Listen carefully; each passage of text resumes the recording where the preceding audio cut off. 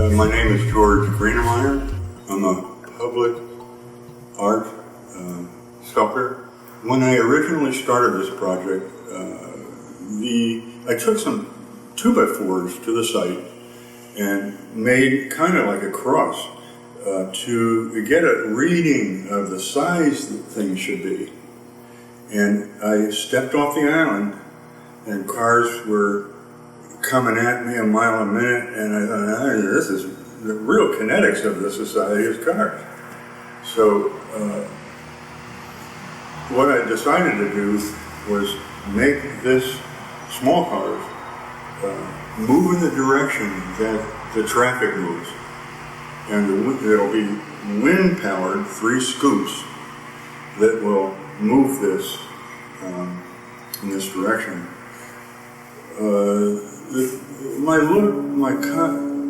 My concept was the traffic jam, and we're drowning in cars. We're just drowning in them. And when I was in 3rd grade, I wondered about where the batteries going to go. And so I've had this in my mind forever when there's too much, and it comes down to population. When I was in 8th grade, I had the notion of being a professional artist. And I decided then that I am going to be a professional artist. 8th grade. I was only good at that. Drawing. Nobody made sculpture in those. Nobody had access to sculpture making. But I would draw a lot. And I still can draw realistically and conceptually very well. So I think all the cells in my mind started running over here like water, and they settled in the art compartment. So I had no choice about this. I went to elementary school, flunked terribly, and they gave me a closet to make art in, full time. Same thing in high school. They saw I was like a raving idiot, and they gave me a closet, and they said, "You're a full-time artist," which means the background of the plays, which is like a giant painting, and posters and all the stuff. So then I went on to Philadelphia College of Art for my degree in dimensional design. And then I went on for my master's in bronze casting. So it's always been materials and basically fire. Ceramics, a ceramic major, kilns. Then I shifted slowly into welding and then slowly into forging. And if you look at forging carefully enough, it looks like clay. It looks smushy but it's brutal. It doesn't break. When I submitted to the site committee, one thing I wanted to do was make it site-specific and physically site-specific and make it move, because if it's moving, people pay attention to it. I obviously drew these cars differently until I felt that it worked. You can see this car is radically different than that car. So I try to separate them so they don't look like each other. And color-wise, they don't look like each other either. So another concept I have is put the steering wheel outside the car and people would sit and steer, because in real life, everybody's inside their cars and it makes society more lonely. How this was made was taking sheets and bending them over and putting a strip in the center line so that it becomes a round shape. Then I would grind it off, and it's got spatter on it from the figure. I'll take the figure off, work it, and die grind it to get rid of all spatter. I've often thought that producing this work is like producing big jewelry. I believe in craft, I believe in doing it well, no matter what the hours take. I just can't put it out there, not right. You know? So it right now looks rough, and it is, but it'll be finished. Yeah. This leg didn't quite fit the body, so I put a wedge in there and welded it. And when I get this figure off, I'm going to weld it higher and higher and higher. There's no sense in doing, it's positioning, it's holding on like glue. So the finished, well, here's a finished weld. It's very well done. Then I touch it with, is there any burrs? Did I miss a spot? And I have. I can feel it right now. So your hands are more sensitive than your eyes in things like this. So it builds up in layers until you got it right. So what I'll do is I'll go to the bandsaw and cut that off. Then I'll do a tack weld and a tack weld and a little fuller weld. That's it.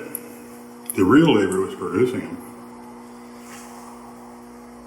One of the reasons that I've gone into public art is I don't like rich people. I don't like people that wear ties. Public art means it's for the public and not for some guy that makes $1 million an hour. So if I go to a gallery and they have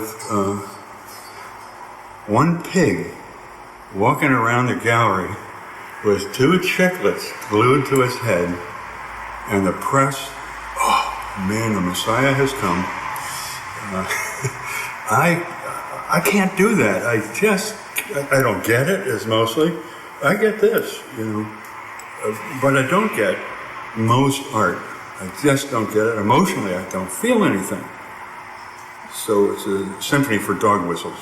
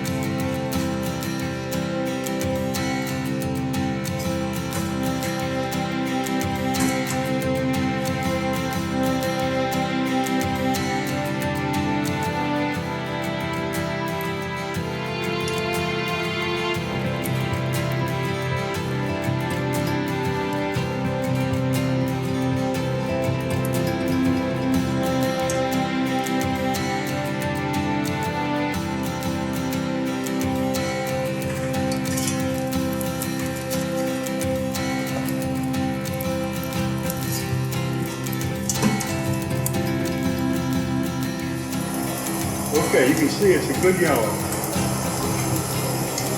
Right?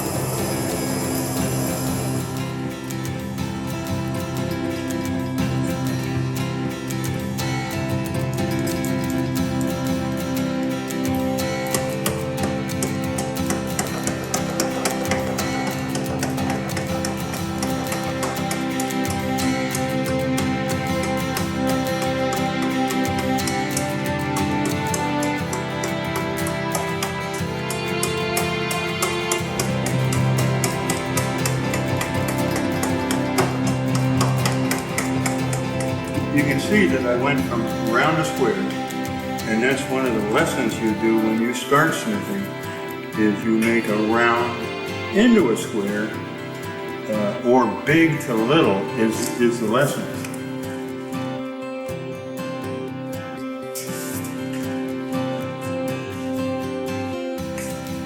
I like it. I really like the flame, I like the difficulty.